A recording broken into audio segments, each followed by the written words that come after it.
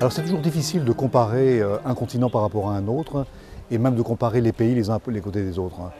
Disons que l'Afrique, comme d'autres pays, connaît des périodes de troubles, mais c'est des situations individuelles à chaque fois. Ce n'est pas une problématique africaine, je crois, c'est une problématique de pays. Et on voit des bonnes nouvelles et des mauvaises nouvelles. On voit des pays qui sont sur le voie du progrès, et puis des pays qui malheureusement connaissent un vrai recul sur la démocratie, les droits humains, est un sujet d'inquiétude. Mais dans les bonnes nouvelles, c'est par exemple l'abolition de la peine de mort. Donc on voit un plus grand nombre de pays qui abolissent la peine de mort dans la pratique ou dans la loi, y compris en Afrique, c'est une bonne nouvelle. On voit également en Afrique beaucoup de lois nationales qui permettent d'assurer la protection des défenseurs. Et dans le même temps, on voit d'autres pays qui passent des lois qui en fait empêchent les défenseurs de travailler. Liberté d'expression, liberté d'association, financement. Donc on a ce paradoxe de pays qui avancent à des rythmes divers, certains sur la voie du progrès, d'autres sur la voie de malheureusement la régression sur le plan des droits humains.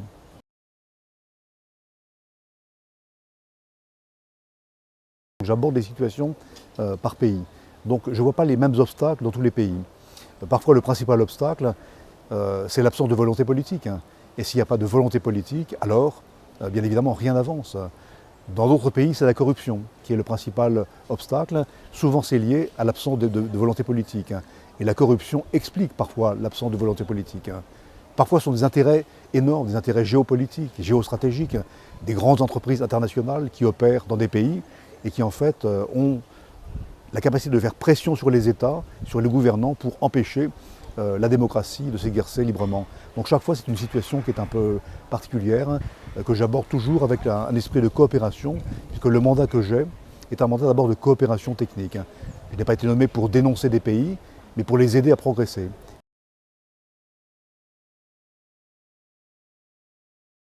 J'aime beaucoup la Commission africaine. C'est un lieu un peu magique pour moi, dans lequel en fait on a la société civile qui s'exprime, les institutions nationales, les États. Parfois c'est tendu, on le voit quand on aborde certaines situations nationales, mais c'est un lieu dans lequel au moins les discussions peuvent avoir lieu. Et ce qui me plaît, c'est qu'au-delà des séances formelles de la Commission, on est dans un lieu à part, dans lequel beaucoup de relations interpersonnelles peuvent se jouer. Et je vois des ONG qui discutent avec des États sans le côté public. Là on peut se dire des choses, on passer des messages, et ça me paraît tout à fait extraordinaire. Ce que j'aime aussi, c'est que la Commission africaine nomme des rapporteurs sur des thèmes, comme sur les défenseurs des droits de l'homme, ou sur la question des femmes, ou d'autres questions. Et ça c'est aussi un moyen de faire progresser les États, dans un dialogue dans lequel les commissaires peuvent aussi aider les États à progresser en suivant des recommandations qui ont été établies.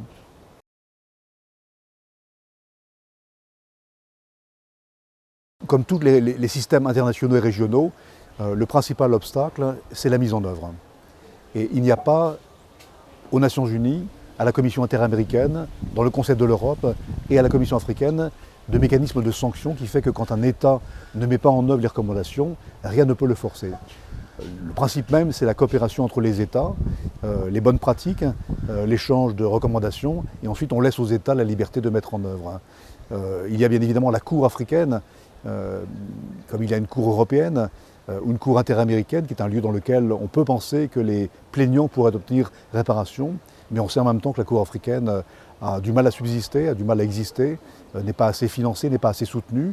Et probablement c'est pour moi un espoir qu'on essaye d'avancer sur une plus grande effectivité de la Cour africaine des droits de l'homme et des peuples qui permettrait de mieux répondre aux aspirations des Africains. Donc ce système africain me paraît très vivant. Et je pense qu'il faut le soutenir.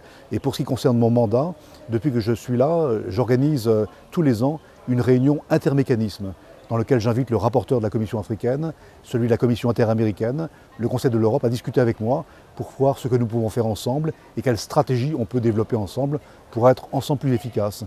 Que les Nations Unies parlent à la Commission africaine, mais que j'entende aussi la Commission africaine me dire voilà ce que je pourrais faire pour les aider à être plus efficaces.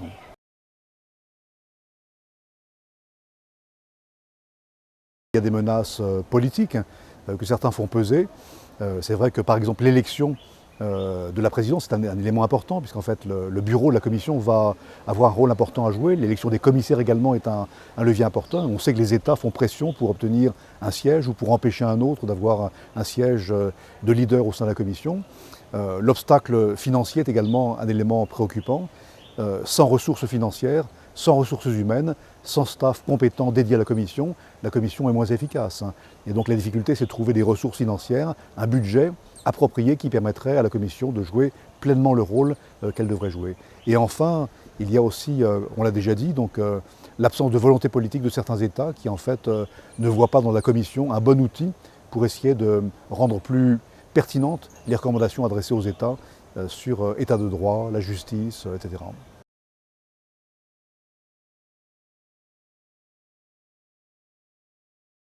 Ce qui m'inspire dans le travail, c'est d'abord les rencontres humaines. Quand je suis dans un pays, je rencontre la société civile, les défenseurs, et j'essaie d'aller dans les lieux les plus reculés, là où les défenseurs ne sont pas protégés par la communauté internationale parce qu'ils sont loin des capitales. Et on sait que les ambassades aiment bien rester dans les capitales, invitent les défenseurs à venir, mais beaucoup d'entre eux ne peuvent pas voyager. Et donc mon travail à moi, c'est d'être le défenseur des défenseurs et de porter la voix des défenseurs devant la communauté internationale, soit devant le pays dans lequel je suis, soit devant la Commission africaine, soit devant la Commission interaméricaine ou le Conseil de l'Europe ou les Nations Unies. Et donc chaque fois c'est un défi, et il y a des pays dans lesquels il y a un défi principal, et puis des pays dans lesquels je pense qu'il y a 10, 12 défis importants à relever. Donc le degré d'intervention varie selon les obstacles que j'ai pu rencontrer dans les pays.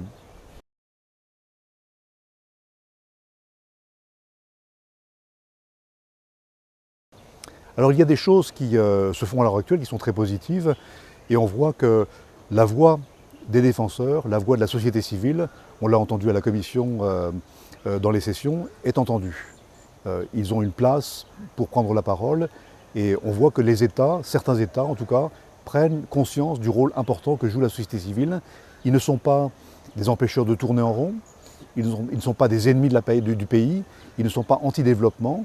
Ce sont des gens, des femmes et des hommes qui aident la population à avoir accès à leurs droits ou à protéger des droits qui sont garantis par la constitution du pays ou par les textes internationaux.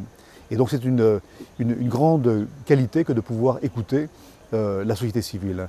Et malheureusement, beaucoup de chefs d'État et de gouvernement, de premiers ministres ou de ministres, ne prennent pas la mesure de la richesse qu'ils ont chez eux. Et quand je vais en Afrique, dans tous les pays, je vois une richesse extraordinaire chez les femmes défenseurs, chez les hommes défenseurs, et maintenant une nouvelle catégorie qui sont les enfants défenseurs.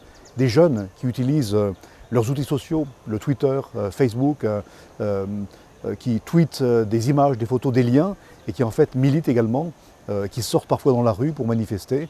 Et c'est une catégorie qui me paraît particulièrement vulnérable, et j'appelle les États à mieux prendre en compte la dimension des enfants défenseurs, des jeunes défenseurs auxquels on ne pense pas assez. Récemment, le Comité des droits de l'enfant a adopté avec moi une résolution demandant aux États d'être plus attentifs aux enfants défenseurs, aux jeunes qui descendent dans la rue. On l'a vu sur le climat, on le voit sur d'autres sujets. Les jeunes descendent dans la rue maintenant, et il faut être capable d'entendre leurs aspirations à un monde meilleur. Pas assez, et c'est une invitation que je lance également aux organisations non gouvernementales, d'essayer de se renouveler aussi et d'inclure dans leurs instances dirigeantes des jeunes défenseurs qui pourront revitaliser l'action de leurs ONG. Et parfois, ma crainte est de voir que certaines grandes ONG internationales et nationales reproduisent le même système que les chefs d'État et de gouvernement, c'est-à-dire restent constamment au pouvoir. On a des présidents d'ONG qui restent 25 ans au pouvoir, alors qu'il y a des jeunes générations qui sont compétentes, formées, éduquées, qui ont des compétences et qui pourraient prendre le relais. Donc il faut que les anciens apprennent à laisser la place aux plus jeunes, et c'est ça qui permettra de revitaliser la démocratie en Afrique.